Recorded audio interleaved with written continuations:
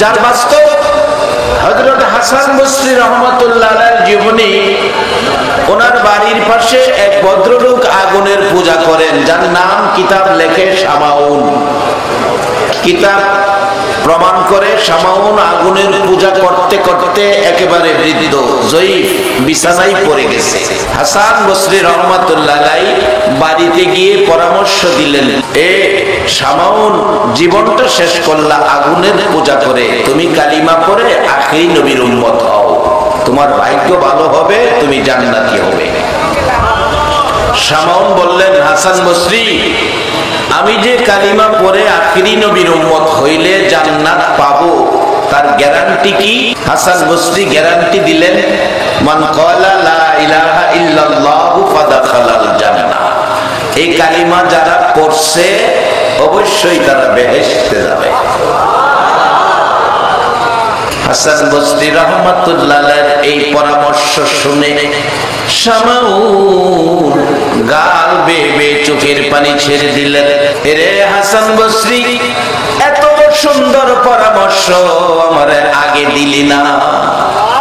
আগে যদি এই পরামর্শ পাইতাম, আখিরি নবীর উম্মত হয়ে জান্নাতি মেহমান হতাম, জীবনে দুনিয়ার জমিনে যতদিন থাকি ভালো কাজ করে যাইতাম।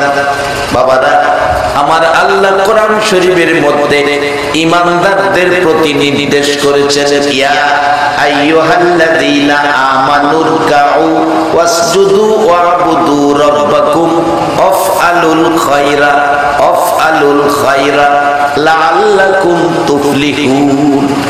সকল মানুষকে কয় না, আমানু, ঈমানদারদেরকে ডাকে। ও আমানু, ঈমানওয়ালা, কালিমাওয়ালা, আখিরি নবীর উম্মত মুসলমান, রুকু সিজদার মাধ্যমে রবের ইবাদত করো, এরপরে জান্নাত দিব কয় না, এরপরে বলে ভালো কাজ করো। রুকু সিজদার মাধ্যমে ইবাদতের পর ভালো কাজ করো, তাহলে বোঝা গেল রুকু সিজদার মাধ্যমে যে ইবাদত, এটার পরেও মনে হয় আমরা কিছু ভেজাল করি। এই জন্য আল্লাহ রুকু সিজদার মাধ্যমে ইবাদতের সাথে ভালো কাজ রাখলেন। ভালো কাজ করো, যদি ভালো কাজ করেন তাহলে পুরস্কার কি? লাআল্লাকুম তুফলিহুন, সফল কাম হবে, অর্থাৎ জান্নাতি হবে। এটা কিন্তু আপনাদেরকে বলতেছে, ইয়া আইয়ুহান নাস কয় নাই, আমানু কইছে। আজকে যারা মাহফিলের আয়োজন করেছে, একটা সত্য কথা বলবেন, যাদের আয়োজিত মাহফিলে 60 বছর ইবাদতের নেকি পাইলেন, এই আয়োজনটা কি ভালো করলো না খারাপ করলো? আপনারা যেই কোরআনের পক্ষে বসে রইলেন, যেই মাজলিসে বসে রইলেন, এই বসাটা কি ভালো না খারাপ? জীবনের একটা ভালো কাজ যদি আল্লাহর কাছে পছন্দ হয়ে যায়, একে উসিলা করে আল্লাহ আখিরি নবীর উম্মতকে জান্নাত দিয়ে দিবে। হাসান বসরি রাহমাতুল্লাহ আলাইহি বলেন, ও শামাউন, তুমি কালিমা পড়ো। বাবারে, আমি কালিমা পড়ে লাভ হবে? আমি তো ভালো কাজ করার বয়স নাই। হাসান বসরি রাহমাতুল্লাহ আলাইহি ডাকেন, এরে শামাউন, কালিমা পড়ে আখিরি নবীর উম্মত হও। হাদিস বলেছে তুমি জান্নাতি হবে। হাসান বসরির কথা মতো শামাউন আর দেরি করে নাই, সাথে সাথে কালিমা পড়ে মুসলমান হয়ে গেলেন। মুসলমান হয়ে ডাকতেছে, হাসান বসরি রে, জীবনে ভালো কাজ করার বয়স নাই, শারীরিক শক্তি নাই, কবে জানি মৃত্যু হয়ে যায়।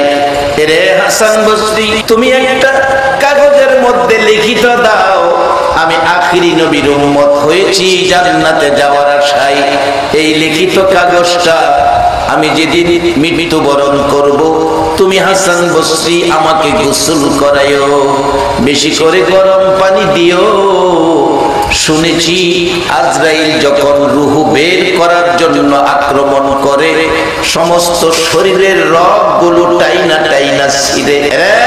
হাসান বসরি, শুনেছি আজরাইল যখন রূহ বের করে, এমন আক্রমণ করে রে হাসান বসরি হাড্ডির সাথে গোশত রাখে নাই, গরম পানি বেশি করে দিয়ে আমারে গোসল করাইও, শরীরে জোরে চাপ দিও না, হালকা করে চাপ দিয়ে আমারে গোসলটা করাইও।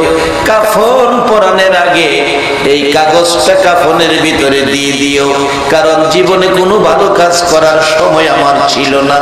কবরে যাইয়া কোনো প্রশ্নের সম্মুখীন হইলে এই কাগজটাই দেখাবো। আখিরি নবীর উম্মত হইলে বলে আল্লাহ জান্নাত দেয়, এটাই আমি ভালো কাজ করে কবরে আইছি, এর বেশি কোনো কাজ আমার আমলে নাই। এই কাগজটা দেখাইয়া আমি জান্নাতি হব। হাসান বসরি কথা মতো তাই করলেন। মৃত্যুর পরে কবরে রাইখা চলে আসলেন সবাই, গভীর রাত্রে ঘুমিয়েছেন সবাই। হাসান বসরি রহমাতুল্লাহ আলাইহি বলেন, রে পৃথিবীর মানুষেরা, আমি স্বপ্নে দেখি শামাউন আমার ঘরে এসে আমারে ডাকতেছে, ও হাসান বসরি, এই লও তোমার কাগজ, তোমাকে দিয়ে গেলাম, তোমার কাগজ আমার প্রয়োজন পড়ে নাই। আল্লাহর কসম রে হাসান বসরি আখিরি নবীর উম্মত হইয়া নবীর কালিমাটা লইয়া কবরে যাওয়ার কারণে আমার আল্লাহ আমার জান্নাত দান করেছে। আখিরি নবীর উম্মতেরা, এই নবীর উম্মত হইয়া যারা পৃথিবীতে এসেছো, এর চেয়ে বড় কপালওয়ালা মানুষ পৃথিবীর জমিনে আর নাই। তাই এই নবীর পক্ষে থাকতে বলুন আমরা রাজি আছি কিনা? কিসের ভয়?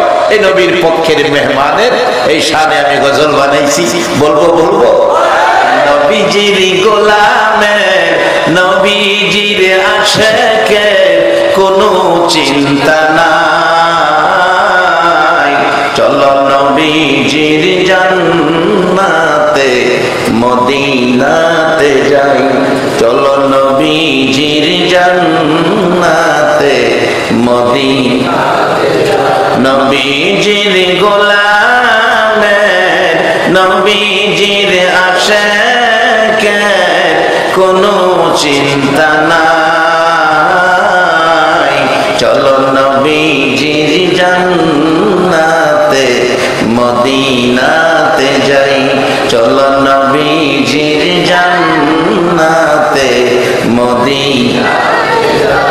কে কে যাবে মদিনায়, মদিনাতে কান্দে নবী উম্মতের মায়া, কে কে যাবে মদিনায়, মদিনাতে কান্দে নবী উম্মতের মায়া, দিনী রজনী কান্দেন যিনি, দিনী রজনী কান্দেন যিনি, শুয়ে রোয়া যায়, চলো নবীজির জান্নাতে মদিনাতে যাই, চলো নবীজির জান্নাতে মদিনাতে যাই। কঠিন হাসরের দিনে বেহেশত যাবে না নবী উম্মত বিনে, কঠিন হাসরের দিনে বেহেশত যাবে না নবী উম্মত বিনে, মাফ করিয়ে দিবেন আল্লাহ, মাফ করিয়ে দিবেন আল্লাহ নবীর ওসিলায়, চলো নবীজির জান্নাতে মদিনাতে যাই, চলো নবীজির জান্নাতে মদিনাতে যাই। রে বাবারা ভাইরা, মেরাজুন নবী এই ঘটনা কেন ঘটলো, তার কারণ কি? এত উপরের সফর কেন নবীর করতে হলো? নবীর জন্য নয়, নবী ঘর বাড়ি করার জন্য নয়, নবী গাড়ি বাড়ি করার জন্য নয়, নবীর জীবনের সবগুলি কষ্ট উম্মতের নাজাতের জন্য। বাবারা ভাইরা, মেরাজুন নবী এই বরকতের মাস, এই মাসের বরকত কত আমরা জানি না। এই মাসটা হলো ভালোবাসার মাস, এই মাসটা গুনাহ মাফের মাস, এই মাসটা দাবি আদায়ের মাস, এই মাসটা দোয়া কবুলের মাস, এই মাসটা জান্নাতের ফায়সালা হওয়ার মাস। একবার বলুন আল্লাহু আকবার। রে বাবারা ভাইরা, এই মাসে আমার নবীকে আমার আল্লাহ এমন এক কাজ করিয়েছে, সকল নবী রাসূলের জন্য যা ছিল অসম্ভব, পৃথিবীর সকল নবী রাসূলের জন্য যা ছিল অসম্ভব, আমার নবীর জন্য সেইটা হয়ে গেল সম্ভব। এমন এক সফর আমার আল্লাহ তার বন্ধুকে করাইলেন, যা কোনো নবী রাসূলের পক্ষে সম্ভব ছিল না। কেন এই সফর এত উপরে নিয়ে গেলেন বাবারা? ইচ্ছে করলে যে আলোচনাগুলো কাবা কাউসাইনে বসে বন্ধুর সাথে বন্ধু 27 বছর আলোচনা করেছেন, ইচ্ছে করলে মদিনায় বসে করতে পারতেন, ইচ্ছে করলে মক্কায় বসে করতে পারতেন। কেন মক্কা মদিনায় বসে না করে এত উপরে নিয়ে গেলেন? এর মধ্যে হাজারো কারণ দেখা যায়। একটা কারণ হলো এখন বিজ্ঞানের যুগ, বিদুর্মীরা বিজ্ঞান দিয়ে আকাশে যায়, চন্দ্রে চলে যায়। এখন বিদুর্মীরা চন্দ্রে যাবে, আকাশে উড়বে। মুসলমান যদি উপরে যাইতে না পারে, মুসলমানদের দুর্বলতা হবে, মুসলমানদের মুখ কালো হয়ে যাবে। আমার আল্লাহ বলেন, ও বন্ধু, এমন সফর তোমার করাইয়া দিলাম। পৃথিবীর বিজ্ঞান কেন, বিজ্ঞানের বাবারও ক্ষমতা নাই এই সফর করার জন্য। আখরি নবীর উম্মতের মান সম্মান ইজ্জত যেমন বেশি, কাম কাজ করে দেখাইয়া দিলেন আমরা ইজ্জত কোনোদিনই আমরা নিচে থাকবো না, আমরা উপরে আছি। এত উপরে আমাদের নবীরে নিয়ে গেলেন যেখানে জিবরাইলের যাওয়ার ক্ষমতা। তাই এই নবীর উম্মতের দাম জিবরাইলের চেয়েও বেশি। জিবরাইলের ক্ষমতা যেখানে শেষ, এই নবীর উম্মতের ক্ষমতা হ্যাঁ তো শুরু। এইগুলি রোজগার করে দিয়ে গেছে নবী মুহাম্মদুর রাসূল। আজকে তো কষ্ট করে এই মান সম্মান রোজগার করে, দাম ইজ্জত রোজগার করে দিয়ে গেলেন যিনি, সেই নবীকে নিয়ে আমাদের দেশে টানাটানি। বাবা, অনেকগুলি কারণ নবীকে এই সফর, কিন্তু মূল সবগুলি কারণের মূল গিয়ে হলো উম্মতের ইজ্জত সম্মান, উম্মতের দাম বাড়িয়ে দেওয়া। কিভাবে? বাস্তবে আসেন। আজকে মেরাজুন নবী সাল্লাল্লাহু আলাইহি ওয়াসাল্লাম, কোরআন শরীফে আল্লাহ নিজে ঘোষণা দিয়েছেন এমন এক শব্দ দিয়ে, যেটা আশ্চর্য কিছু হইলে শব্দটা ব্যবহার হয়। যেমন আজকে সাগরের মধ্যে একটা বাচ্চা পড়ে গেছে 5 বছর, 15 দিন পর ছেলেটা পানির নিচ থেকে জীবিত উঠাইছে। এই আশ্চর্য খবর শুনলে আপনারা কি কইবেন? সুবহানাল্লাহ বলবেন না? সুবহানাল্লাহ কয় কি? 15 দিন পানির নিচে বাচ্চাটা কিভাবে রইল? আশ্চর্য। আশ্চর্য খবরে আমরা সুবহানাল্লাহ বলি। আল্লাহ বললেন আমার বন্ধুর সফর এটা আশ্চর্য। সকল নবী রাসূলের জন্য ছিল অসম্ভব, আর নবীর জন্য করলাম সম্ভব। এটা এক আশ্চর্য সফর, যার দরুন আল্লাহ নিজেই এই কোরআন শরীফে বলেছেন সুবহানাল্লাযী আসরা। এক আশ্চর্য সফর আমার আপনার নবীর বেলা হয়েছে। প্রশ্ন আসতে পারে, হুজুর এই আশ্চর্য সফরের কারণ কি? আসুন দেখি কারণগুলো কি। অনেকগুলো কারণ, এর মধ্যে মূল কারণ হলো মা আমেনা। মা আমেনা বলেন, পৃথিবীর মানুষেরা রে, আমার এতিম মোহাম্মদ, আমার এতিম মোহাম্মদ যেদিন আমি আমেনার এতিমখানায় তাশরীফ এনেছে, আমি আমেনার মক্কার এতিমখানায় যেদিন তাশরীফ এনেছে, সেদিন আমি আমেনার ঘরে বাতি জ্বালানোর মতো এক ফোঁটা তৈল ছিল না। এরে পৃথিবীর মানুষেরা, যখন আমার এতিম মুহাম্মদ আমার ঘরে যখন তাশরীফ এনেছে, আমি দেখি আমার ঘরে যেন সকাল বেলার উদিত সূর্যটা আমার ঘরের মধ্যে প্রবেশ করেছে। আশ্চর্য হয়ে তাকিয়ে দেখি এত সুন্দর আমার এতিম, আমার এতিমখানায় তাশরিফ এনেছে। এতিম উদিত সূর্যের মতো সুন্দর, কিন্তু সেজদা অবস্থায় পড়ে আছে, কান্নাকাটি করছে না। অন্য ছেলে মেয়েরা ভূমিষ্ঠ হয়ে কান্নাকাটি করে, কিন্তু আমার এতিম কান্নাকাটি করছে না। ডাক্তারের থিওরি হলো বাচ্চা ভূমিষ্ঠ হয়ে যদি কান্নাকাটি না করে, হয়তো বাচ্চা হাবা হবে, না হয় বাচ্চা বোবা হবে। মা আমেনা বলেন আমার এতিম কাঁদে না। তাকিয়ে দেখি সেজদায় পড়ে আছে, পরনের মধ্যে জান্নাতি পোশাক লাগানো আছে। রে পৃথিবীর মানুষেরা, এমন এতিম দুনিয়ায় আসলো রে, যার শরম জায়গা আমি মা হইয়া কোনোদিন দেখি নাই। আমি মা হইয়া কোনোদিন দেখি নাই। আমার কলিজার টুকরা মুহাম্মদ এতিম হইয়া দুনিয়ায় আসলো, সেজদা অবস্থায় পড়ে আছে, কান্নার আওয়াজ শুনি না।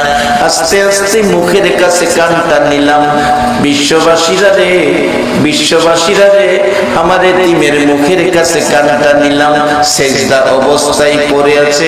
কানটা নিয়ে শুনি বিনাইয়া বিনাইয়া কান্দে, বাবার জন্য নয় রে বিশ্ববাসীরা, বাবা নাই বাবার ব্যথায় নয়, ওয়া ওয়া করেও নয়, আমার এতিম সেজদায় পড়ে কান্দে, উম্মতি উম্মতি বলি।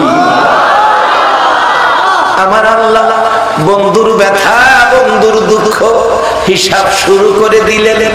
শুধু তাই নয়, 6 বছর বয়স পুরা হইতে না হইতে দরদি মা দুনিয়া থেকে বিদায় হয়ে গেলেন। আমার নবী আবওয়া নামক স্থানে কচি কচি আঙ্গুল মোবারক দিয়ে বালু সরাইয়া আবওয়া নামক স্থানে মাকে দাফন করে উম্মে আইমানের কোলে উঠে উম্মে আইমানের কাঁধের উপর মাথা মোবারক রেখে আমার নবী কান্দে। উম্মে আইমানের কাপড় ভিজে যাইতেছে। উম্মে আইমান ডাকে, বাবা মুহাম্মদ, জীবনে একটা দিন বাবা কইয়া ডাকলা না, একটা দিন বাবা দেখলা না। আজকে মা হারাইয়া আমার কুলে আমার কাঁধে মাথা রাইকা কাঁদো গো বাবা মুহাম্মদ। আমি উম্মে আইমান কথা দিলাম, যতদিন আমি বেঁচে থাকি গো বাবা, আমি তোমার খেদমতে থাকবো, তোমার বাড়ি আমি ছাড়বো না। কুলে লইয়া বাড়িতে যাচ্ছে, মক্কার দিকে ঢুকছে।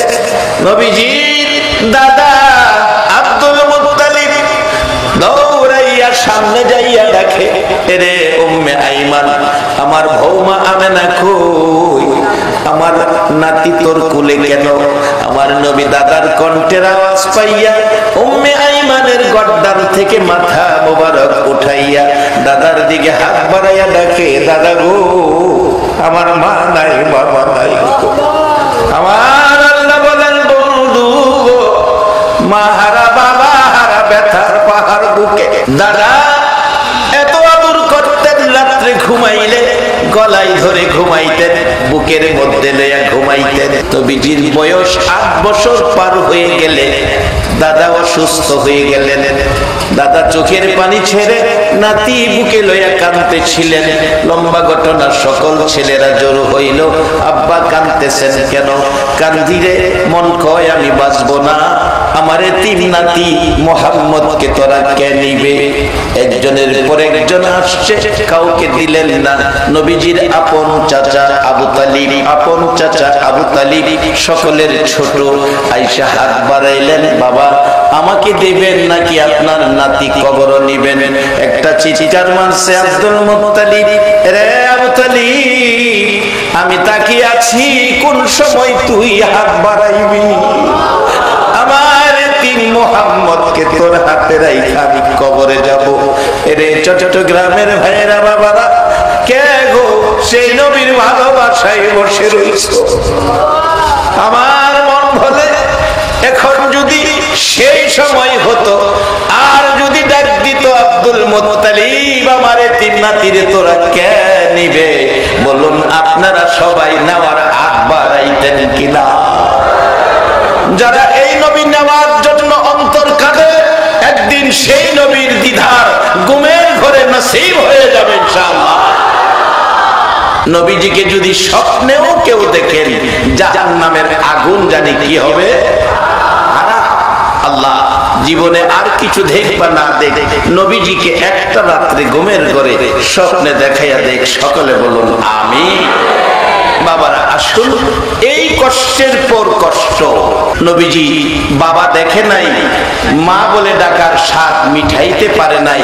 মা ডাক দেওয়ার ব্যথা বুকে থাকতে থাকতেই আদরের দাদা দুনিয়া থেকে বিদায়। এবার চাচা আবু তালিবের ঘরে লালিত পালিত মা খাদিজার সাথে বিবাহ। মা খাদিজার সাথে বিবাহ, চাচা আবু তালিব দুনিয়া থেকে বিদায়। এত আদর করতেন, চাচা বিদায়, নবীজির ব্যথা বাড়তেই আছে। মক্কাবাসীর যন্ত্রণায় মা খাদিজাও দুনিয়া থেকে বিদায়ের পর মক্কাবাসীর যন্ত্রণায় আমার নবী চলে গেলেন মদিনায়। মদিনা থেকে আসতেছেন নবী 10,000 সাহাবী নিয়ে মক্কায় ঢুকবেন। মক্কাবাসীরা ভয় পাইতেছেন, যেভাবে আসতেছে আমরা টিকতে পারবো না। কেউ কেউ আমার আপনার নবীর ভয়ে মক্কা ছেড়ে পালিয়ে গেলেন। লম্বা ঘটনা, কারণগুলি নিয়ে আসছি। আমার নবী মক্কায় ঢুকে গেলেন, 10,000-এর বেশি সাহাবী।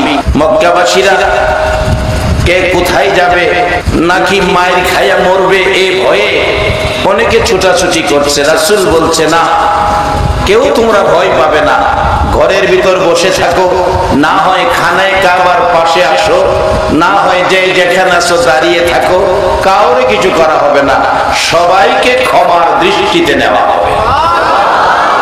তারপরেও কিছু লোক পাহাড়ে আশ্রয় নিতে চাইলেন।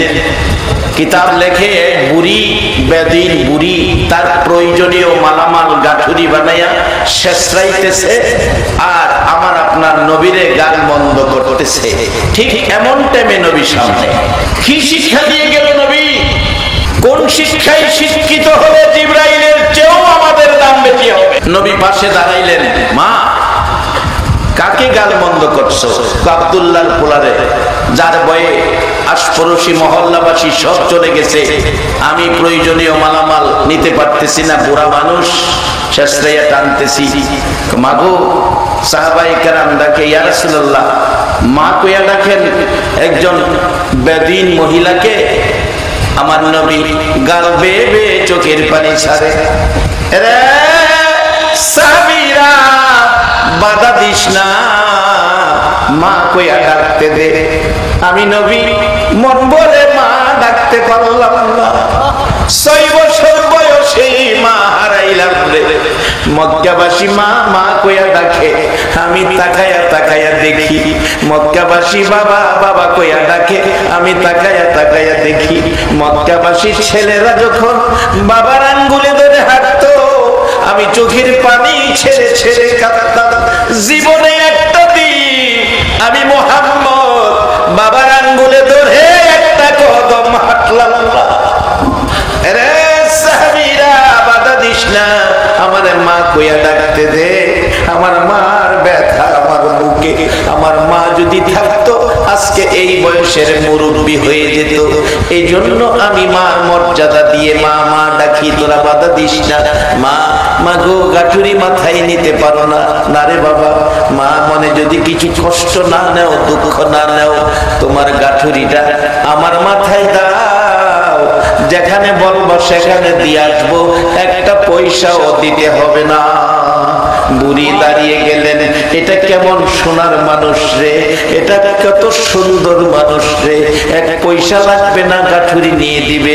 বাবা, পয়সা ছাড়া তুমি গাঠুরি মাথায় নিবা? হ মা, দাও আমার মাথায় উঠাইয়া।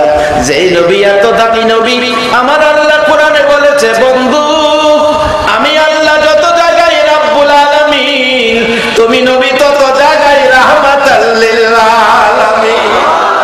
ও বন্ধু, আমি আল্লাহ যত জায়গায় রব, তত জায়গায় তুমি নবী রহমত। আল্লাহ যত জায়গায় রব, আমার নবী তত জায়গায় রহমত। আমার নবী ঘুমিয়ে থাকলে আইয়ুহাল মুদ্দাসসির, ও সাদরওয়ালা বন্ধু, কম্বল গায়ে দিয়ে ঘুমাইলে আমার আল্লাহ ডাকতেন ইয়া আইয়ুহাল মুজাম্মিল, ও কম্বলওয়ালা বন্ধু, সাদরওয়ালা বন্ধু, কম্বলওয়ালা বন্ধু। এই ভালোবাসার ডাক ডাকতেন। এই ভালোবাসার নবী, এত দামি নবী, এই সুন্দর নবী, একজন বেধীন বৃদ্ধা মহিলার গাঠুরি নিজে মাথায় নিতে চাইতেছেন। ইচ্ছে করলে সাহাবায়ে কেরাম সঙ্গে আছে, বলতে পারতেন তোমরা একজনে মহিলার গাঠুরি মাথায় লাও। আমার নবী সাহাবীদেরকে বলল না, নিজেই গাঠুরি মাথায় নেওয়ার আবেদন করলে। বুড়ি দাঁড়িয়ে আশ্চর্য হলেন, তুমি কত সোনার মানুষ, বিনা পয়সায় আমার বোঝা মাথায় নিবা? বাবা তাড়াতাড়ি করো, আব্দুল্লাহর পোলার হাতে ধরা পড়লে মাইর খায়া মরবো। আমার নবী সামনে দাঁড়ানো, এখনো সেই কথাই বুড়ি বলতে চাচ্ছে। অবশেষে আমার নবী গাঠুরি মাথায় নিলেন, এখনো পরিচয় দিলেন না। আগে আগে বুড়ি যায়, পিছে পিছে রহমতের নবী যায়। পাহাড়ের পর পাহাড়, ও পাহাড়ি দেশের ভাইয়েরা, চট্টগ্রাম পাহাড়ি এলাকা, পাহাড়ের পর পাহাড় পার হইয়া যেখানে বুড়ির আশপাশি মহল্লাবাসীরা আস্তানা গেড়েছে, ওই পাশে দাঁড়াইয়া ডাকতেছে, আমার মহল্লাবাসী, আমার কেউ নাই বলে তোমরা আমার একা ফালাইয়া আইসা পড়ছো। আব্দুল্লাহর পোলা যদি পাইতো আমার জীবনটা শেষ করে দিত। এই সোনার মানুষটা পাওয়ার পর আমার গাঠুরি বিনা পয়সায় মাথায় নিল, আমার পাহাড়ের মধ্যে নিয়ে আইলো। সবাই বেরিয়ে আইসা দেখে যার বয়ে পাহাড়ে ইনি আইসা দাঁড়াইয়া রয়েছে। রে বুড়ি, কারে লইয়া পাহাড়ে আইছস? যার বয়ে মা বাড়ি সারলাম, ঘর সারলাম, আশপড়শি মহল্লাবাসী লইয়া পাহাড়ে আসলাম, তার মাথায় গাঠুরি দিয়া পাহাড়ে আইসা দাঁড়াইছস। বুড়ি রে, তোর সাহস তো কম না।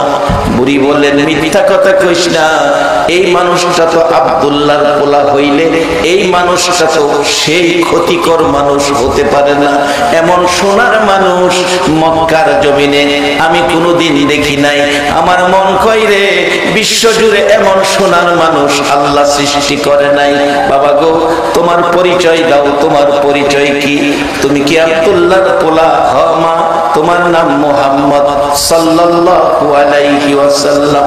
আমার নবী গাল বেয়ে চোখের পানি ছেড়ে দিলেন, মা আমি এই সেই নবী।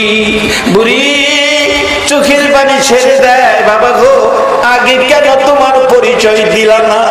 আগে যদি তোমার পরিচয় দিতা গো বাবা, এই কষ্ট কি আমি তোমারে দিতাম?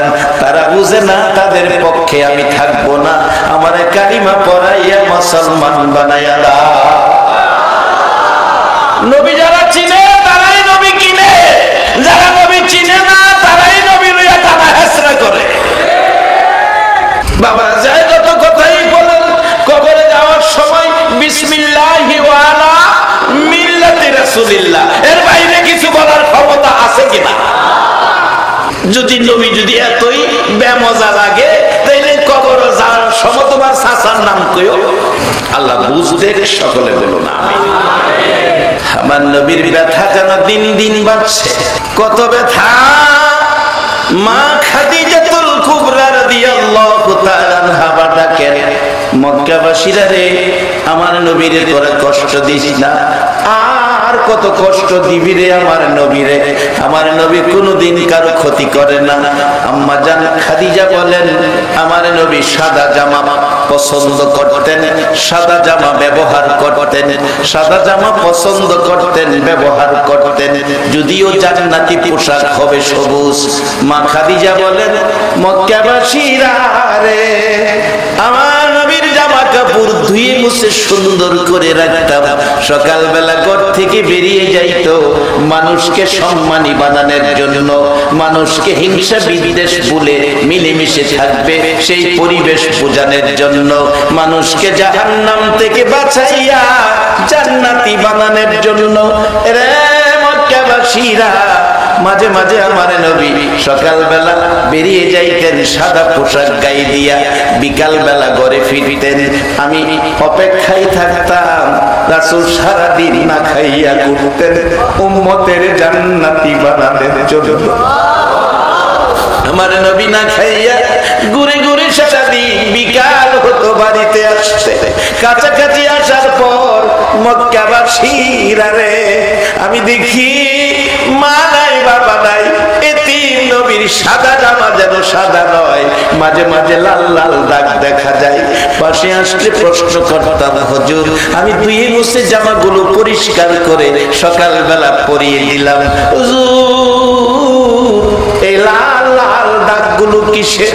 আমার নবী চোখের পানি গাল বেয়ে বেয়ে ছাড়তেন আর জবাব দিতেন, রে খাদিজা, খাদিজা রে আমি মক্কাবাসী রে জাহান্নাম থেকে বাঁচাইয়া জান্নাতি বানাইতে চাই, তারা আমারে চিনে না।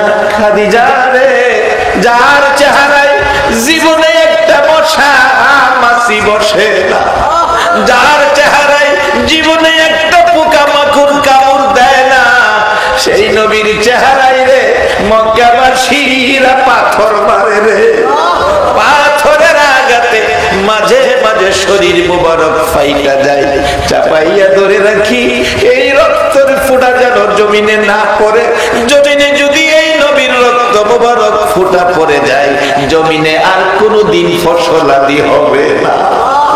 খাদিজারে জামার মধ্যে চাপাইয়া ধরে রাখি, এই তো জামা লাল দেখা যায়। আম্মা জান খাদিজাটা কেন তাদের জন্য আর কষ্ট কত করবেন গো নবী, আর তাদের কাছে যাওয়ার দরকার নাই। আমার নবী জবাব দেয়, খাদিজা রে বাধা দিস না, আমি মানুষকে জান্নাত শান্তির পথ দেখাবো, জাহান্নাম থেকে বাঁচাবো, হিংসা বিদ্বেষ দূর করে মিলেমিশে থাকবার পরিবেশ আমি বুঝাবো। যা পরিবেশ আজকে আপনাদের কলসির দিঘিতে দেখা যায়, সব এক ওয়ার্ডের না, এক এলাকার না, এত মানুষ বসে আছেন, বসার জায়গা নাই, দাঁড়িয়ে আছেন। বলুন আপনাদের মধ্যে কারো কোনো তিক্ততা আছে কিনা? আপনাদের মধ্যে কোনো মন কষাকষি আছে কিনা? এই পরিবেশটার জন্য আমার নবী 63 বছর জিন্দেগি খায়া না খায়া কষ্ট করেছে রে কলসির দিঘির বাবারা ভাইরা। আমার নবীর 63 বছর জিন্দেগির কষ্টের সার্থকতা তোমাদের মহল্লায় দেখা যায়। নবীরে দেখাও এই পরিবেশ উপহার দিতে পারে নাই মক্কাবাসী। আবু জাহেল আবু লাহাব বিরোধিতা করেছে, আমার নবীকে কষ্ট দিয়েছে। আজকে 1400 বছর পর 6000 কিলোমিটার দূর আমরা একটা দিন নবী দেখলাম না, তারপরও সেই নবীর ভালোবাসায় নবীর উম্মত হয়ে বসে রইলাম। আমার মন বলে আপনাদের জন্য আমার নবী ফুলসিরাতের ঘাটে বসে থাকবে। এটা মেরাজের মাস। মেরাজ শব্দের অর্থ হলো সাক্ষাৎ। আমার নবী সাক্ষাতের পর খুলে দিয়ে গেলেন উম্মতের জন্য, সাক্ষাৎ করব কার সাথে? আওয়াজ করে বলুন, কার সাথে? আবার রাত্র গভীর, মনটা ভরে অন্তর থেকে মহব্বতে বলুন, কার সাথে? এই নবীর উম্মতের মহব্বতের একটা ডাক যদি আল্লাহর আরশে ধাক্কা খায়, এও সিলাই আল্লাহ হাসরের দিন মাফ করে দেবে। বলুন সাক্ষাৎ কার সাথে? নবীর মেরাজ কেন হলো, এত উপরে কেন নিল, কারণগুলি কি? একটা কারণ হলো বিধর্মীরা উপরে যায়, মুসলমানরা যাইতে পারে, এটা বুঝাইল। মুসলমান যেখানে গেছে সমস্ত পৃথিবীর বিজ্ঞান মিলে ওখানে যাওয়ার ক্ষমতা আছে কিনা? জিবরাইলেরই নাই। জিবরাইলের ক্ষমতা সিদরাতুল মুনতাহা পর্যন্ত।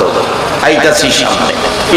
এই জাতীয় ব্যথার পর ব্যথা, কষ্টের পর কষ্ট, তাইফের জমিনে নবীজির 3 বার করে বেহুশ। এই ব্যথা মা খাদিজা যেদিন বিদায়, আর যেন ব্যথা সহ্য হয় না। আমার আল্লাহ ডাকে, বন্ধু গো আসো, বন্ধুর বাড়িতে বেড়ায় দাও, সব ব্যথা দূর হয়ে যাবে। বার বলুন আল্লাহ। আদম আলাইহিস সালাম থেকে শুরু করে ঈসা আলাইহিস সালাম পর্যন্ত সকল নবী রাসূলের ওই ছিল, যা মুসা নবীর বাসায় ডাকতেন রব্বি আরিনি, আল্লাহ আমি তোমারে দেখতাম, আল্লাহ জবাব দিতেন লান তারানি, সম্ভব না, সম্ভব না, সম্ভব না। সকল নবী রাসূলের জন্য যা ছিল অসম্ভব, আমার আপনার নবীর জন্য তা করে দিল আল্লাহু আকবার।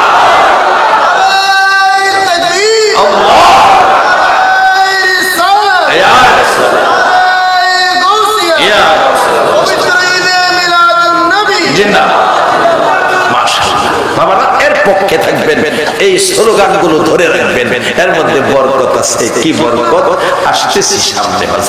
আল্লাহ যদি তৌফিক দেয়, আমি আস্তে আস্তে সব কথাগুলো মিল করার চেষ্টা করব কম সময়ে, কারণ মেরাজের আলোচনা 2-3 রাত করলেও শেষ করার কোনো সুযোগ নাই। আমি মূল কথাগুলো, মূল দাওয়াতের কারণ হলো এই সমস্ত ব্যথাগুলো একদিকে। আর ব্যথা কি? আম্মা জান আয়েশা সিদ্দিকার জীবনীতে আসছে, মা আয়েশা বলেন নবীজির ব্যথার খবর আমি জিজ্ঞেস করলে মা আয়েশার সাথে নবী জবাব দেন, আয়েশা বহু কষ্ট জীবনে করেছি, মার খেয়েছি। মা আয়েশা বলেন হুজুর কোন দিনের মাইরটা বেশি কষ্ট? রাসূল চোখের পানি ছেড়ে দিলেন, আয়েশা রে বহু কষ্ট, বহু ব্যথা, বহু মায়ের সহ্য করেছি, কিন্তু একটা মায়ের বলতে পারি না, সেটা হলো তায়েফের জমিনের মায়ের। আমার নবী কিছুক্ষণ চুপ করে থাইকা 2টা চোখের পানি ছেড়ে দেয়। আম্মা জান আয়েশা ডাকে, হুজুর ব্যথার কথা শুনলাম, এখন কাঁদতেছেন কেন জানতে চাই। আমার নবী ডাকে, আয়েশা, আয়েশা রে সবচেয়ে বেশি ব্যথা তায়েফের জমিনের মার, যা আমি বলতে পারি না। আয়েশা রে তায়েফের জমিনের মায়ের কথাও বুইলা যায় যখন আমার গুনাহগার উম্মতের কথা মনে হয়ে যায়। আরে দয়ালু নবী প্রেমের ছবি আর আসবে না জগতে, আমার দয়ালু নবী প্রেমের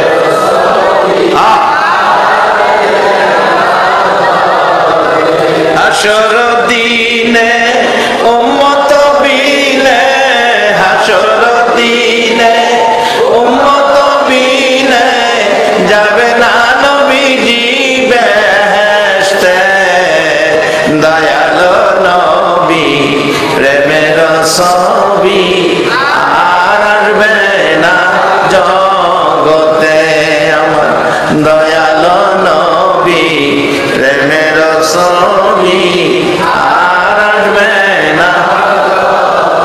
63 সাল জিন্দিগি কাছে বলে উম্মতি, 63 সাল জিন্দিগি কাছে বলে উম্মতি, এখনো কান্দে শুয়ে মদিনাতে নবী, এখনো কান্দে শুয়ে মদিনাতে, দয়ালু নবী প্রেমের ছবি আর আসবে না জগতে, আমার দয়ালু নবী প্রেমের ছবি আর আসবে না।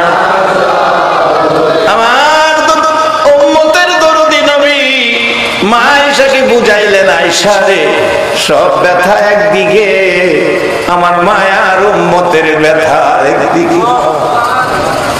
সেই নবীর পক্ষে থাকা বলুন আমাদের দরকার আছে কিনা? আরে বাবারা, সেই নবীর পক্ষে থাকলে দাম বাড়ে না কমে। এই টুপিটা নবীর সুন্নত, মাথায় দিয়া রাস্তায় বাহির হলে টুপিওয়ালা দেখলে মানুষ সালাম দেয় কিনা? দাড়ি নবীর সুন্নত, দাড়িওয়ালা দেখলে মানুষ সালাম দেয় কিনা? বাজার তাতে বোঝা যায় নবীর আদর্শের মধ্যে দাম এখনো আছে কিয়ামত পর্যন্ত। যারা নবীর দাম কমাইতে চায়, নবীর শান ও মান কমাইতে চায়, এটা কি সম্ভব হবে? যারা কমাইতে চায় একদিন তারা কমে যাবে, তারা মাটিতে শুয়ে যাবে, মাটির সাথে মিশে যাবে।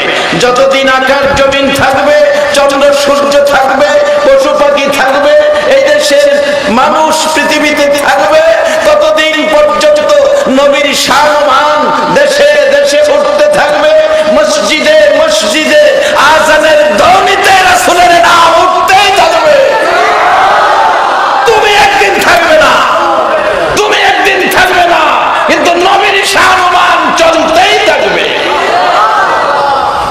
সেই নবী নিয়ে টানাটানি করা, আল্লাহ যাকে দাওয়াত দেয় কাজটা কি ভালো হয়? আসলে তারা বুঝে না, আল্লাহ বুঝতে সকলে বলুন আমি। একই মহল্লায় জন্ম, সকাল সন্ধ্যা নবীকে দেখেন, আবু জাহেলও দেখে, আবু বকরও দেখে। এবার বলুন আবু জাহেল আর আবু বকর কি একরকম? ভাগ্য গুণে আবু বকর জীবন ধন্য, আবু জাহেলের জীবন ক্ষুণ্ণ। ধন্য আর ক্ষুণ্ণ কি এক জিনিস? মক্কায় জন্ম হইয়া যদি তার ভাগ্য খারাপ হয়, আমরা দেশের কিছু খারাপ হইব, এটা অস্বাভাবিক কি? হইতেও পারে। আল্লাহ আমাদেরকে নবীর পক্ষে রাখো, সকলে বলো না। যেই নবীকে দাওয়াত করে আল্লাহ, কে দাওয়াত করে? বন্ধু গো, এত ব্যথা, এত দুঃখ, এত কষ্ট, ও বন্ধু আসো দাওয়াত দিলাম। যে মাসে দাওয়াত দিছে মাসটার নাম কি? রজব। তাহলে বন্ধুর সাথে বন্ধুর ভালোবাসার দেখা, সাক্ষাৎ, মিলনের মাস, এই মাসটার নাম হলো রজব মাস। কত গুরুত্বপূর্ণ মাস আমরা জানি না। বন্ধুর সাথে বন্ধুর সাক্ষাৎ, তারপরও এক রাত্রের কিছু সময়ে 27 বছর একটানা কথা বলছে। কত মহব্বতের মাস এই রজব মাস। এটা ভালোবাসার মাস, এটা উম্মতের দাবি আদায়ের মাস। আসতেছি সামনে, আর আধা ঘন্টা সময় গেলে আপনাদের কষ্ট হবে। আসুন, দাওয়াত পেলেন, দাওয়াত দিলেন। দাওয়াতের মাসটার নাম রজব। দিনটা ছিল 26 দিবাগত রাত্রে। সুবহানাল্লাযী আসরা বিআবদিহি। আল্লাহ বলতেছেন, আমার হাবিব, আমার বন্ধু, আমার দুস্থকে এই সফর করাইলাম কোন সময়? লাইলাম, রাত্রের বেলা, দিনে না, রাত্রে।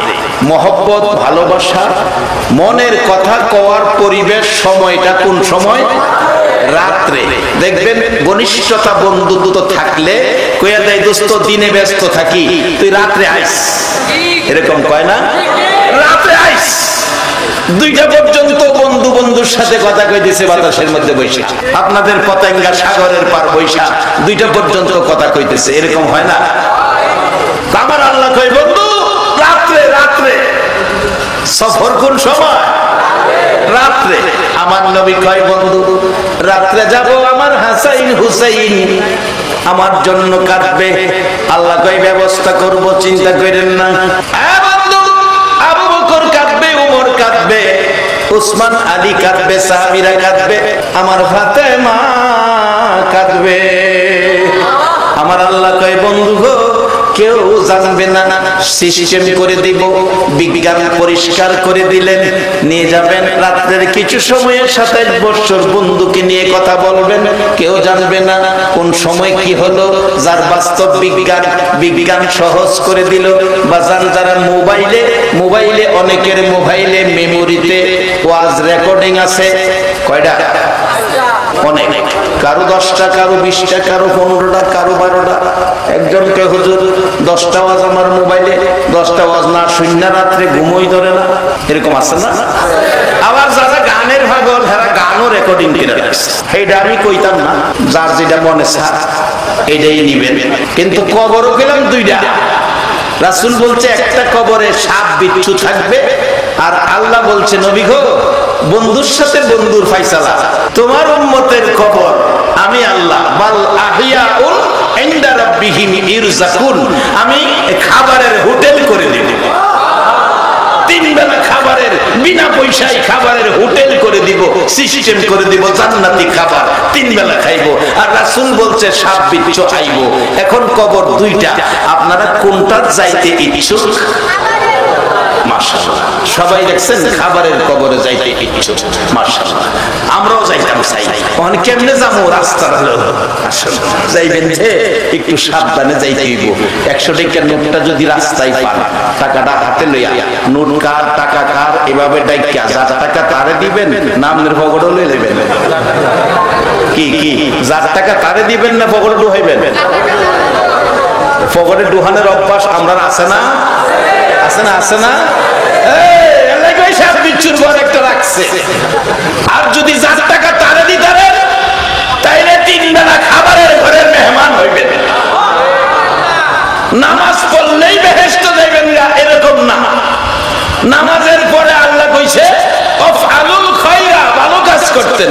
নামাজ পড়া 100 টাকা নোট রাস্তায় পাইয়া পকেটে ঢুকাইছেন, এই নামাজে বেহেশত দেওয়া যেত না। নামাজের পরে ভালো কাজ করুন লাগবে, এরপরে বেহেশত। আমি যে এলাকায় ইমামতি করতাম বাজিতপুরের লোক এখানে থাকতেও পারে না। বাজার মসজিদে একদিন আসরের নামাজ পড়ছি। অনেক সময় উজুখানায় উজু করে যাওয়ার সময় অনেকে ভুলে মোবাইল রেখে যায়, ঘড়ি রেখে যায়, চশমা রেখে যায়, তারপরে অনেক সময় মানি ব্যাগ রেখে যায় ভুলে। অনেক সময় আপনার ওই পকেটের কলম রেখে যায়। এক কলম খুব দামি একটা কলম, কলমটা কোন ভদ্রলোক রাইখা মসজিদে ঢুকে গেছে, নিতে মনে নাই। এই ইমাম সাহেবের হাতে কলমটা দেওয়া হলো আসরের নামাজের সময়।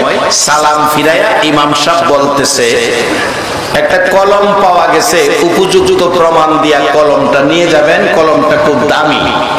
সেই দামি কইছে এক কলম, দাঁড়াইছে 3 জন। মসজিদের ভিতরে যদি এক কলমের লাগে 3 জন দাঁড়াইতে রে, আমরা কেমনে আশা করিবে? কলম একটা দাঁড়াইছে 3 জন, দামি কইছে যে। অবশেষে ইমাম সাহেব হুজুর কয়, বাজান কলম তো একটা, 3 জন দাঁড়াইলেন। এই ভদ্রলোক কয় আমার আমার, উনি কয় আমার, উনি কয় আমার। কয়েকটা 3 জনের হতে পারে না। অহন যেমন আমি ঘোষণা দিয়া বিপদে বললাম, তাহলে আপনারা নামাজের পরে বসেন আর 2টা কিন নাই না 3 জনটা 3টা দিয়া। আসলে কি কাজটা কি মুসলমানদের জন্য কি সঠিক হবে?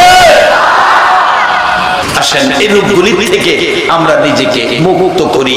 আজকে সামান্যতম অসুস্থ হলে হসপিটালে যান, এক্সরে, ইসিজি, আলট্রাসোনোগ্রাফ, রক্ত পরীক্ষা, পায়খানা পরীক্ষা, কত জাতের পরীক্ষা করলেন কিছুদিন বাঁচার জন্য। আর যেখানে অনন্ত সীমকাল থাকবেন সেখানে থাকার জন্য একটা কোরআন হাদিসের এক্সরে দিয়া এই দেহের রূপগুলি পরিষ্কার করে আল্লাহর মেহমান হয়ে আখিরি নবীর উম্মত কবরে 3 বেলা খাবে। এর জন্য কি করলেন? আল্লাহ সুবিধা দিয়া রাখছে। এখন আমরা যদি না নেই তাহলে তো আল্লাহর কিছু করার নাই। যাই হোক, আসল মেরাজ এটা বড় কথা। অনেকে রেকর্ডিং গান বাদ দিলাম, ওয়াজই রাখলেন যে হুজুরের ওয়াজ যাই পছন্দ করে বা নাতে রাসূল পছন্দ করে রেকর্ডিং করে সে ওয়াজ শুনতেছে। সন্ধ্যার সময় ওয়াজ শুনতেছে। এমন সময় ঘনিষ্ঠ বন্ধু আইছে। বন্ধু আসার পর বন্ধুর সাথে কথা বলতে হবে।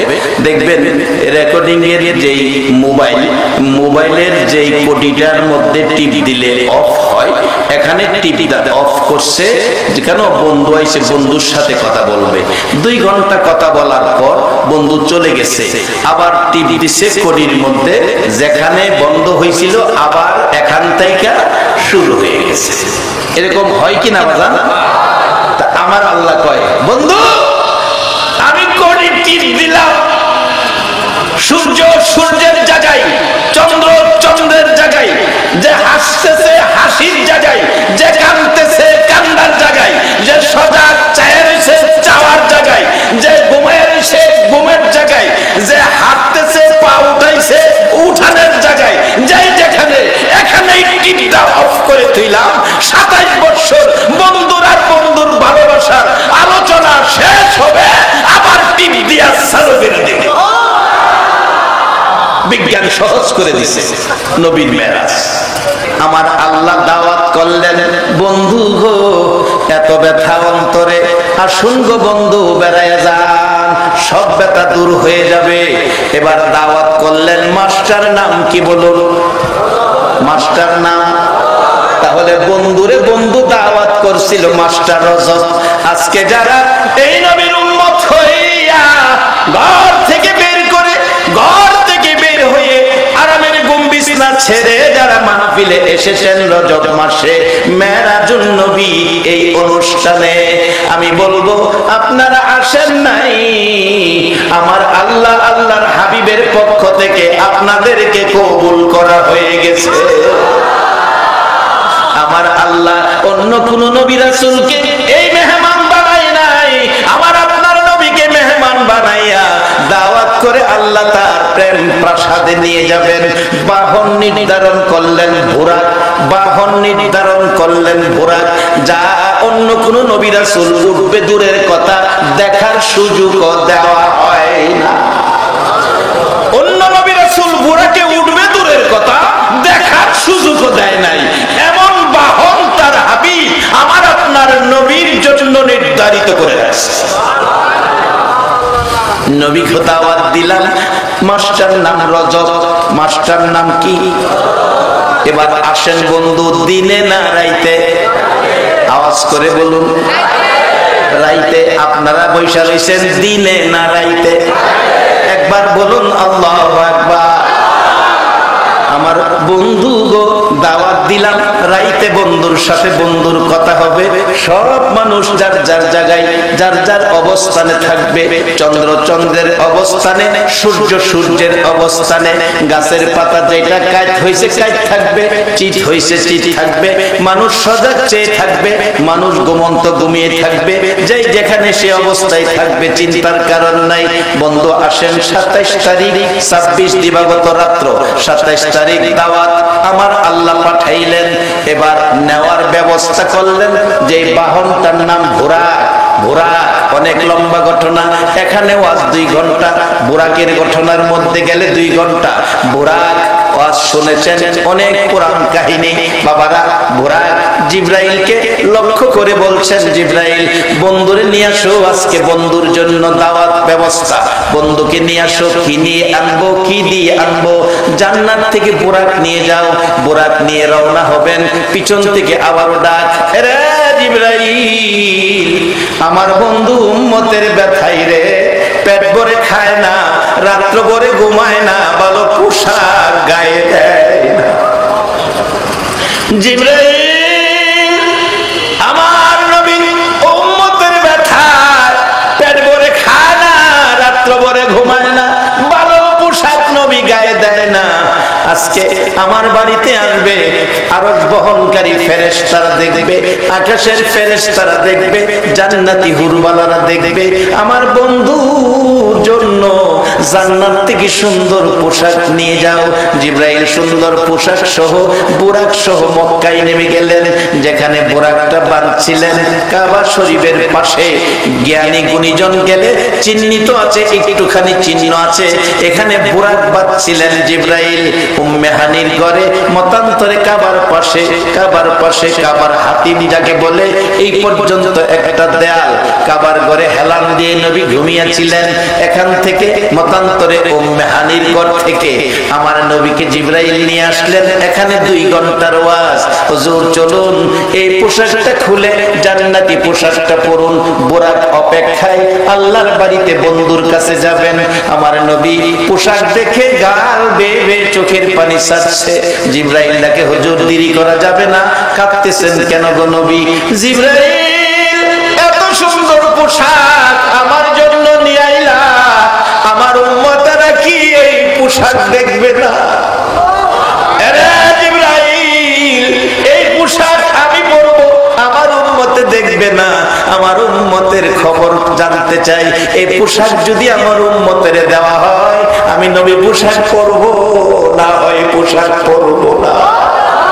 আরে উম্মতের কান্ডার নবী রহমতের বান্দার, বলুন উম্মতের কান্ডার নবী রহমতের বান্দার। নবী বিনে রোজ হাসরে কে করিবে পার, নবী বিনে রোজ হাসরে কে করিবে পার। উম্মতের কান্ডার নবী রহমতের বান্দার, উম্মতের কান্ডার নবী রহমতের বান্দার। মোদের নবী দয়ার সাগর, গুনাহগার উম্মতের পাগল। মোদের নবী দয়ার সাগর, গুনাহগার উম্মতের পাগল। রোজ হাসরে সেজদায় পড়ে কাঁদবে যারে যার, রোজ হাসরে সেজদায় পড়ে কাঁদবে যারে যার। উম্মতের কান্ডার নবী রহমতের বান্দার, উম্মতের কান্ডার নবী রহমতের বান্দার। যাইয়া দেখো মদিনাতে কান্দে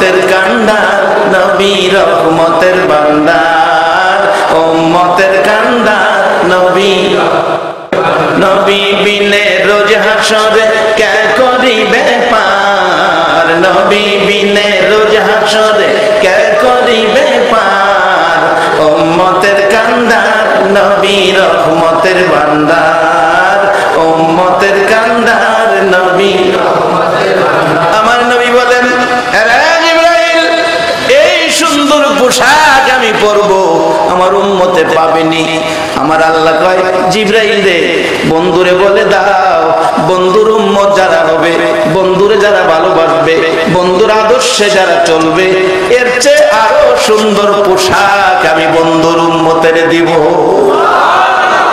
বুরাকের সামনে আমার নবী বুরাকে উঠতে রাজি না জিবরাইল রে এই সুন্দর বাহন পৃথিবীর কোনো মানুষ দেখে নাই কোনো নবী রাসূল দেখে নাই আমার উম্মতেরা দেখে নাই এই উম্মতের এই বুরাক যদি না দেয় আমি নবী উঠব না অবশেষে ফাইনাল করলেন ও বন্ধু এর চেয়ে আরো সুন্দর বুরাক হাসরের মাঠে তোমার উম্মতের দেওয়া হবে এখন সেই নবীর উম্মত হইতে যা কিছু করা দরকার বলুন করতে রাজি আছেন কিনা 100 টাকা নোট পাইলে ফগটো ডুহাইবেন না ডাইকা 4 টাকা তারা দেখাইবেন মাশাআল্লাহ কলম একটা পাইলে 3 জন খাইবেন না একজন খাইবেন মাশাআল্লাহ ফাইনাল হয়ে গেল আমরা জান্নাতে যাব ইনশাআল্লাহ কিভাবে যাইবেন আয়েশা বলছে একেবারে জান্নাতের গেটে আপনারা দিয়া আমি সারম দোয়া করব ইনশাআল্লাহ আয়েশা বলছে শেষ দিকে আমার নবী দাওয়াত পাইলেন বুরাক পাইলেন বুরাকে উঠলেন এক টানে বুরাক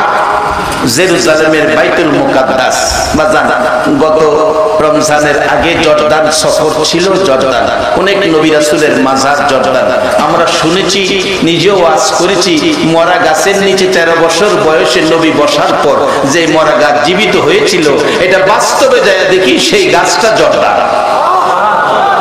যে গাছ নবী 13 বছর বয়সে বরকতের নবী বসার পর যে গাছ জীবিত হয়েছিল আজ 1450 বছর হলো সেই গাছ এখনো জীবিত দাঁড়িয়ে আছে 200-250 কিলোমিটারের মধ্যে আর কোনো গাছ জীবিত নাই শুধু এই নবীর পরশের গাছ এখনো জীবিত দাঁড়িয়ে আছে এবারও যাচ্ছি মে মাসের 15 তারিখের পরে জর্দান মাহফিলে মুতা যুদ্ধের ময়দানটা জর্দান যেখানে নবীজির পালিত পুত্র যায়েদ ইবনে হারেসা যেদিন তাইফের জমিনে মারতে মারতে নবীকে 3 বার বেহুশ করেছিলেন সেই যায়েদ ইবনে হারেসা জ্ঞান হারা অবস্থায় নবীকে কোলে লইয়া একটা দৌড় মাইরা পাথরের পাহাড়ের কিনারে গিয়ে বলছিলেন এরে পাথর আমার নবীর জ্ঞান হারা একটু বসার ব্যবস্থা কর যায়েদ ডাক দিলে যায়েদ বলেন আমি দেখি একটা পাথর তোলার মতো নরম বিছানা হয়ে গেছে যেই যায়েদ আমার নবীকে কোলে নিয়েছিলেন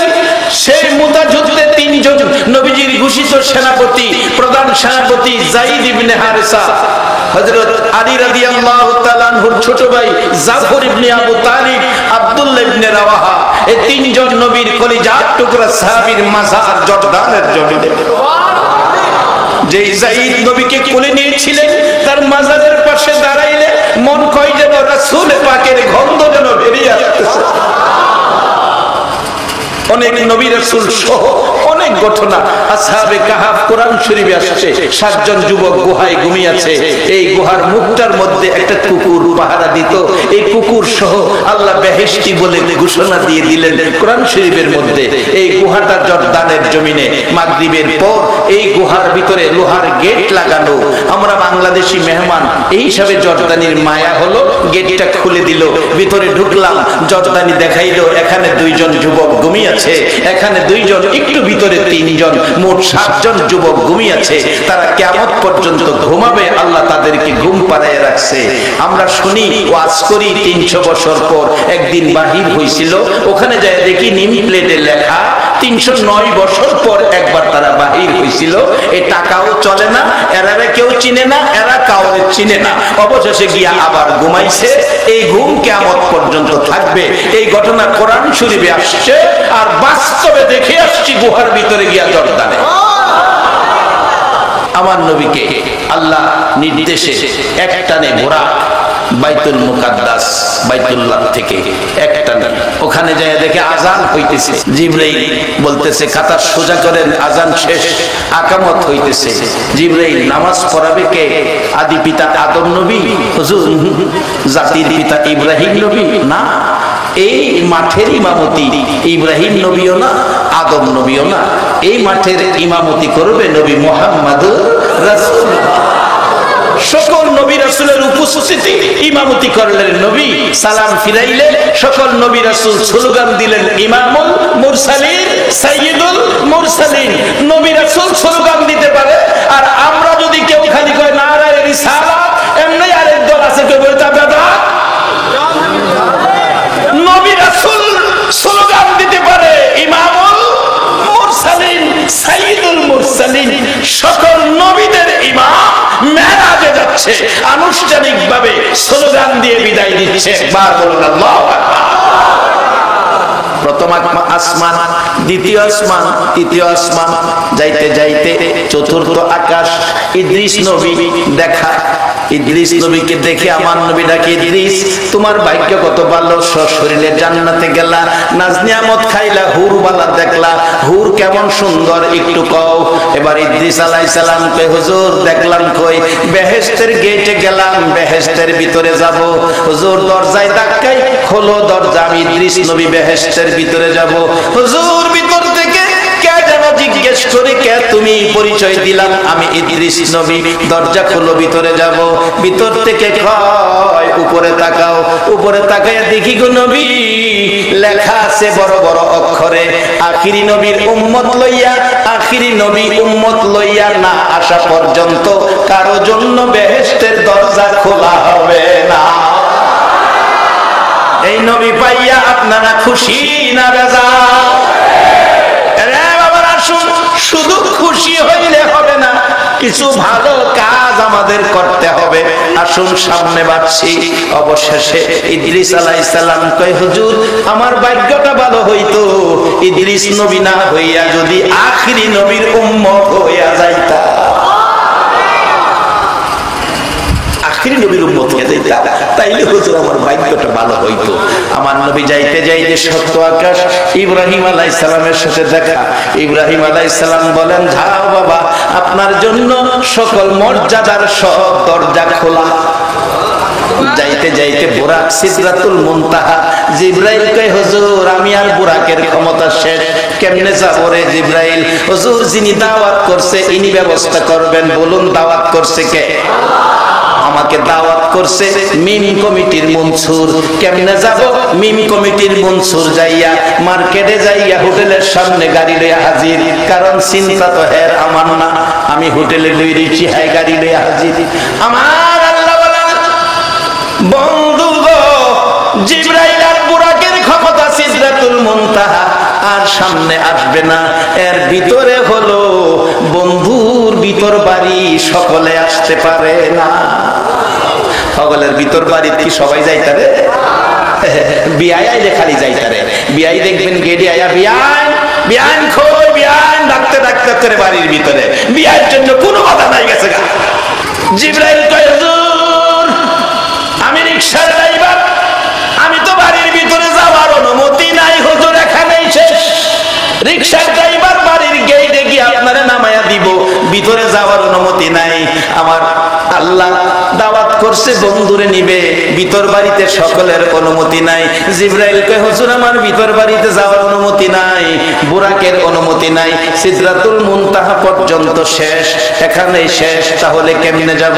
লম্বা ঘটনা। এবার বলতেছেন যিনি দাওয়াত করছেন ইনি ব্যবস্থা করবেন। বলুন আমার নবীরে দাওয়াত করছে কে? আল্লাহু আকবার। কেমন নবীর উম্মত হইলা গো, দাওয়াত করে যাকে আমার আল্লাহ।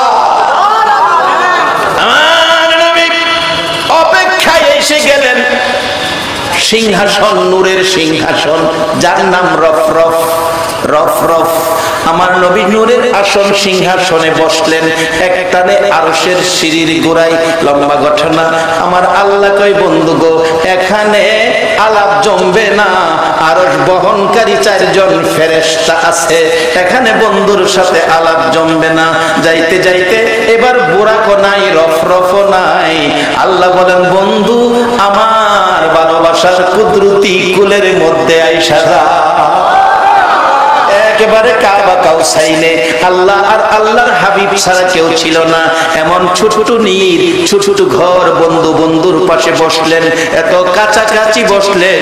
এবার কিতাব লেখে, কাবা কাউসাইনের ব্যাখ্যায় লেখে, মাঝখানে একটা সরিষা পড়ার জায়গাও ছিল না।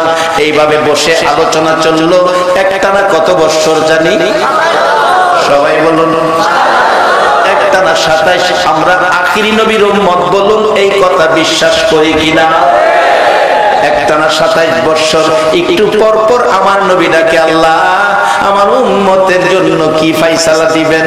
অবশেষে বারবার যখন উম্মতের ফায়সালা চায় আমার নবীকে খুশি করার জন্য, আমার আল্লাহ ডাকে বন্ধু গো, যেটার জন্য নিয়ে আসলাম আমি আল্লাহর কুদরতি ডাইন পাশে তাকাও তাকাইলাম, বাম পাশে তাকাও তাকাইলাম, কি দেখলা?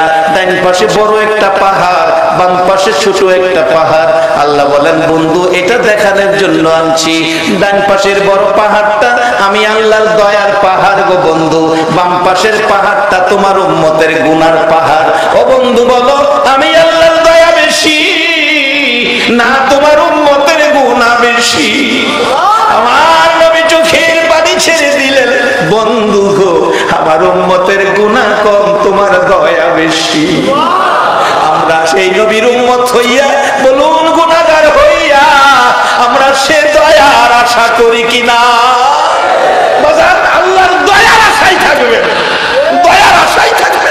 আমার আল্লাহ বলেন বন্ধু এই দয়ার পাহাড় দিয়া তোমার উম্মতের গুনার পাহাড় আমি আল্লাহ পরিষ্কার করে দিব। তারপরও আমার নবী বারবার কয় আল্লাহ আমার উম্মত কি জান্নাতে যাইতে পারবে? আমার উম্মত কি জান্নাতে যাইতে পারবে গো বন্ধু? অবশেষে আমার আল্লাহ যাওয়ার সময় কয় বন্ধু গো জান্নাতে যাইতে পারবে কিনা টেনশনে আছো, যাও তোমার সব টেনশন দূর করে দিলাম, জান্নাতের চাবি তোমার হাতে দিয়ে দিলাম। কি দিল? কি দিল? জান্নাতের চাবিটার নাম নবী কি বলছে? আসসালাতু মিফতাহুল জান্নাহ, নামাজ বেহেশতের চাবি। আর কোন নবীর জীবনীতে এই ঘটনা পাবেন না আল্লাহ জান্নাতের চাবি দিছে, শুধু আমরার নবীকে জান্নাতের চাবি দিছে। কখন জান্নাতের চাবি পাইছেন, কখন জান্নাতে যাইবেন, রাজি আছেন তো?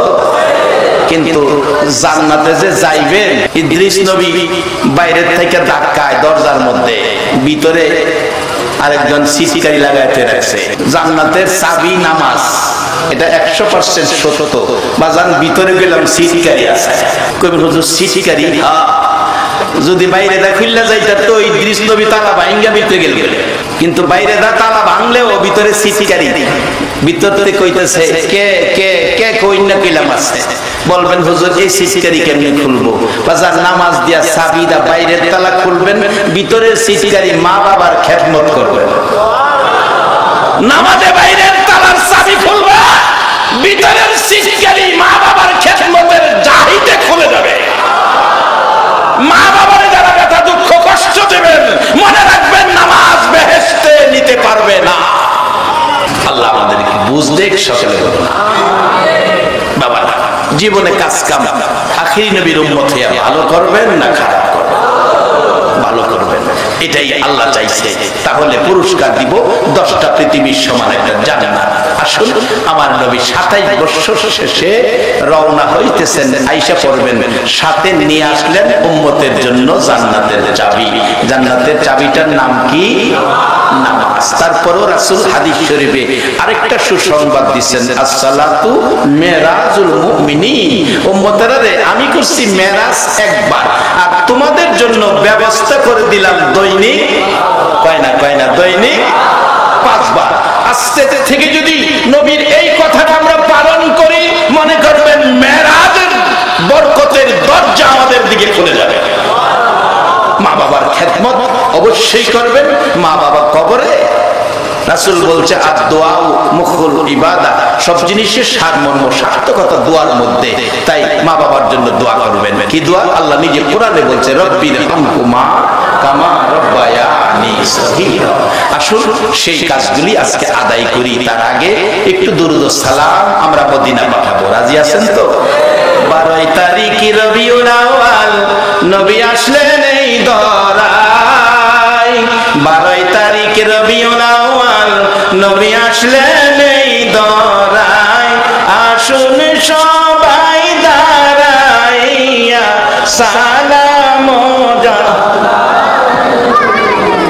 আল্লাহ আল্লাহ আল্লাহু লা ইলাহা ইল্লাহু আল্লাহ আল্লাহ আল্লাহু লা ইলাহা ইল্লাল্লাহ। ইয়া নবী সালাম আলাইকা, ইয়া রাসূল সালাম আলাইকা, ইয়া হাবিব সালাম আলাইকা, সালাওয়াতুল্লাহ আলাইকা। বিজি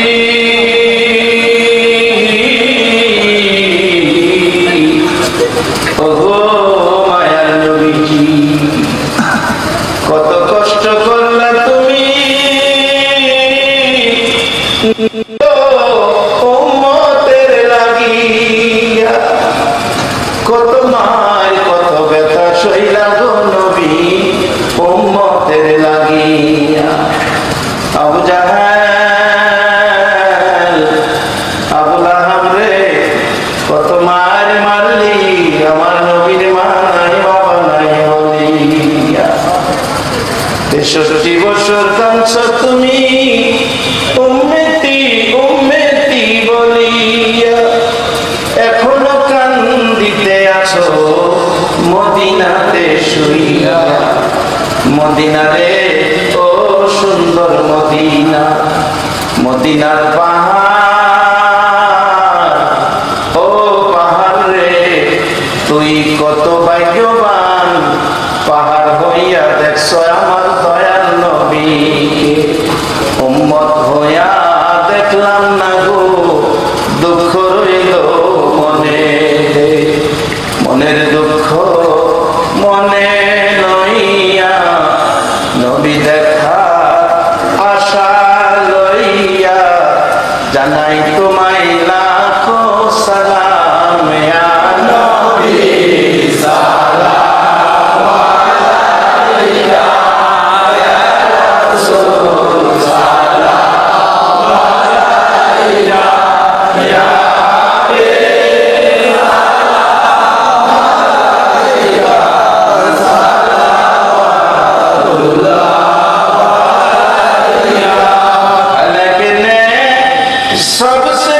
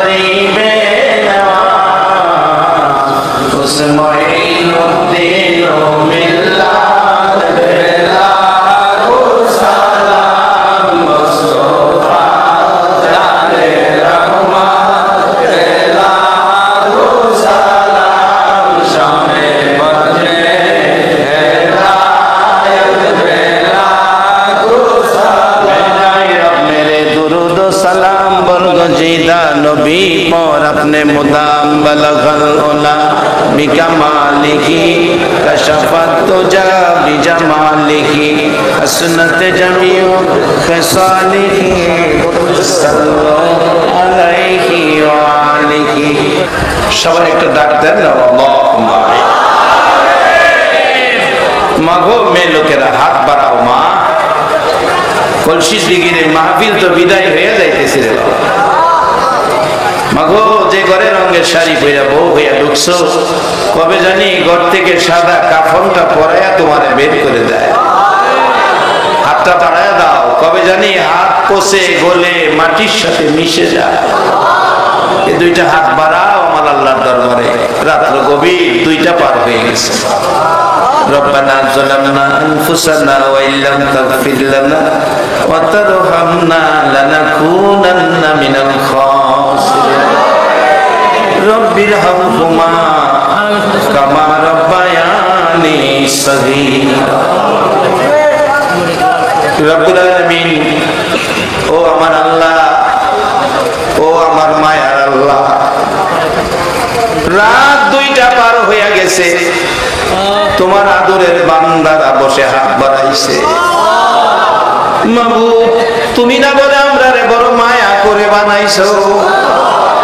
তোমার মায়ার বান্দা হইয়া সারা জীবনের গুনাহগুলো লইয়া তোমার নবীর উপর দুরূদ সালাম পাঠ করেছি, তোমার নামের জিকির করেছি রে আল্লাহ। ইয়া আল্লাহ, নবীর মেরাজুন নবীর আলোচনা করেছি, সবগুলো কবুল করে ইহাকে উসিলা করে আমাদের জানা অজানা সবগুলো গুনাহ তুমি মাফ করে দাও। আল্লাহ, আজকের মেরাজুন নবী মাহফিলে যারা বসে আছে গো আল্লাহ, দোয়ায় যারা হাত বাড়াইছে, মেয়ে বুঝি না, পুরুষ বুঝি না, নেককার বুঝি না, গুনাহগার বুঝি না, যুবক বুঝি না, বুড়া বুঝি না, আজকে যারা হাত বাড়াইছে রে আল্লাহ, আমাকে সহ সকলের জীবনের গুনাহগুলো মাফ করে দাও। আমরা তো গুনাহগার গো, আমরা গুনাহগার, মাফের আশায় তোমার কাছে হাত বাড়াইছি। তুমি যদি ক্ষমা না করো আমরা কার কাছে হাত বাড়াবো? দুনিয়ায় দেখছি সন্তান অপরাধ করে মার কাছে, মা যদি মারে কাঁদতে কাঁদতে বাবার কাছে যায়। বাবার কাছে অপরাধ করলে বাবা যদি মারে কাঁদতে কাঁদতে মার কাছে যায়। মা মারলে বাবার কাছে যায়, বাবা মারলে মার কাছে যায়। আমরা তোমার কাছে হাত বাড়াইছি, তুমি যদি গুনাহগার বলে তারাইয়া দাও, বলো না আমরা কার কাছে হাত বাড়াইব? ফিরাইও না, ঘুরাইও না, কার জীবনে কত গুনাহ হিসাব জিগাইও না। কে মেয়ে কে পুরুষ কাউরে কিছু কইও না। মেরাজুন নবীর বরকতে আমাদেরকে তুমি মাফ করে দাও। আরেকটা দরখাস্ত করি, তুমি রাগ হইও না। তুমি যদি রাগ হও, আপনার মনের দুঃখ কার কাছে কোমরে আল্লাহ? আমি জানি না, হাজার হাজার মানুষ হাত বাড়াইছে, কার জানি মা নাই রে। ও মার অভাবী মা, মাগো, ও মা, মাগো মা, শত ব্যথা দুঃখ কষ্ট লইতে গেলে তোমার মুখটা দেখলে গো মা, সব ব্যথা দূর হয়ে মা, মাগো, কত কষ্ট সন্তান লইয়া করছো গো মা। বাবা, ও বাবা, বাবা গো, নিজে না খাইয়া সন্তানের খাওয়াইছি।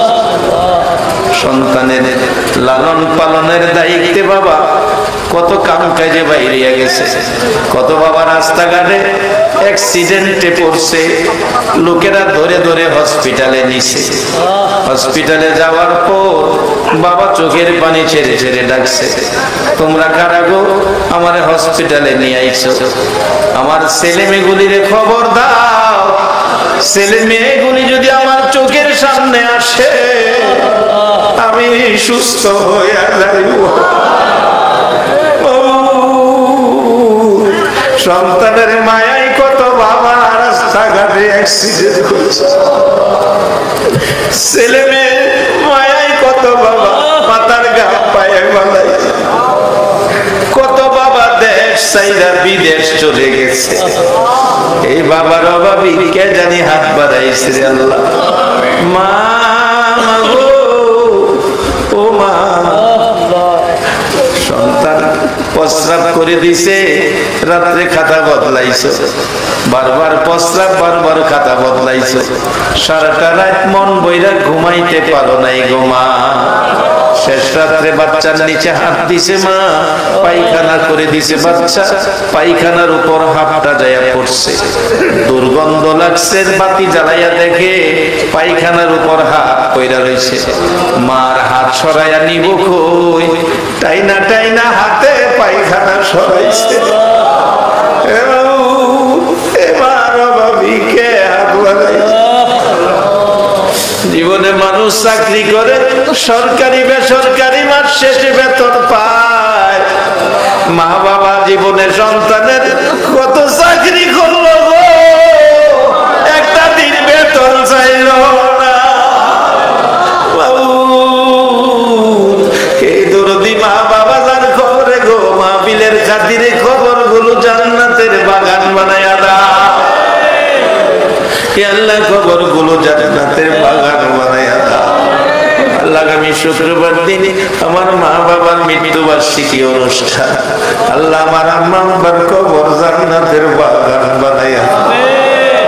মাহবুব রে, মাহফিলের আয়োজন যারা করেছে, মসজিদ কমিটি, মাজার কমিটি, নিম কমিটি, তাদের বংশধর্মই মুরব্বী যারা কবরে, সকলের কবর জান্নাতের বাগান বানায়া দাও। রাত পর্যন্ত যারা মাহফিলে বসে রইল, যারা মাহফিলে সাহায্য সহযোগিতা করলো, সকলের বংশধর যারা কবরে, সবাইকে মাফ করে দাও।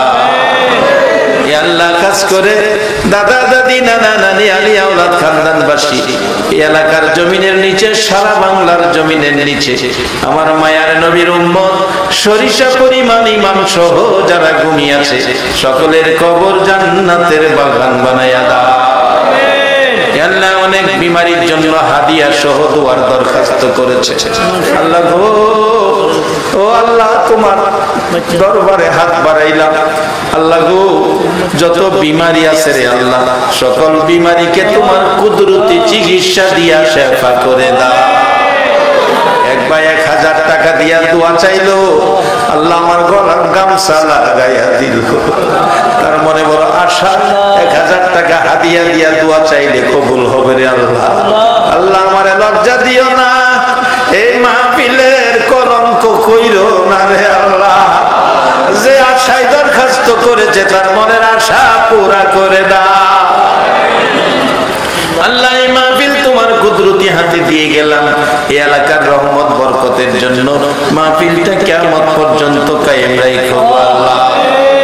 আল্লাহ খাস করে এই মাহফিলে যারা এই পর্যন্ত বসে রইল, সবাই রে একটা রাত্রে আমার নবীরে ঘুমের ঘরে স্বপ্নে দেখাইয়া আল্লাহ আমাদের মধ্যে যারা অভাবী, অভাব দূর করে দাও। যারা বিমারি, বিমার সেবা করে দাও। যারা ব্যবসা করে ব্যবসায় বরকত দাও। যারা চাকরি করে পদোন্নতি দান করে দাও। আল্লাহ এই চট্টগ্রাম সমুদ্র উপকূলীয় এলাকা, সকল প্রকার আপদ বিপদ হইতে এই এলাকাকে তুমি হেফাজতে রাখো। আগুন, পানি, বান, তুফান, আল্লাহ শয়তানের শয়তানি, দুশ্মনের দুশ্মনী হইতে এই এলাকায় তুমি হেফাজতের চাদর দিয়া ঢাইকা রাখো। আল্লাহ যুবকদেরকে ইমাম হাসাইন হুসাইনের মতো সত্যবাদী বানায়া দাও। সাদা দাড়িওয়ালা মুরব্বীগণকে আবু বকর সিদ্দিকের মতো নবীর আশিক বানায়া দাও। মাবুদ, নাইবে নবী আলেম ওলামাদেরকে নেক হায়াত বাড়াইয়া দাও। আল্লাহ আমার রাসূলের পক্ষে সকল ঈমানদারকে কবুল আর মঞ্জুর করে নাও। আমার মা বোনদেরকে রাবিয়া বসরির মতো বানাইয়া দাও। আল্লাহ যতগুলো আলোচনা করলাম আমাকে সহ সবগুলি আমল করার তৌফিক দাও। মাহফিল শেষে যারা যেখানে যাবে মান সম্মান ইজ্জতে সহি সালামতে জায়গায় জায়গায় পৌঁছাইয়া দাও। ইব্রাহিম তার ছেলের জন্য দোয়া চাইছে, একটা ছেলে হারিয়ে গেছে। আল্লাহ যেখানে থাকে তুমি তো ইচ্ছা করলে পারো বাবা মার কুলে ফিরাইয়া দিতে। আল্লাহ তুমি দয়া করে কোনো না কোনো দিন বাবা মার কোলে ফিরাইয়া দিও। আল্লাহ যাদের ছেলে মেয়ে আছে প্রত্যেকের ছেলে মেয়েকে হেফাজতে রাখো, সুশিক্ষায় শিক্ষিত করে নেক হায়াত বাড়াইয়া দাও। ছেলে মেয়েদের মুখে এতিমের দাগ লাগাইও না গো আল্লাহ, ছেলে মেয়েদের মা বাবার হায়াত বাড়াইয়া দাও। যতগুলো দরখাস্ত করলাম মাহফিলের উসিলাই, দুরূদ ও সালামের উসিলাই, জিকিরের উসিলাই, মেরাজুন নবী সাল্লাল্লাহু আলাইহি সাল্লামের উসিলাই সবগুলো তুমি কবুল আর মঞ্জুর করে নাও। وصلى الله تعالى على خير خلقه محمد وعلى آله وأصحابه أجمعين بحق لا إله إلا الله محمد رسول الله صلى الله عليه وسلم. السلام عليكم.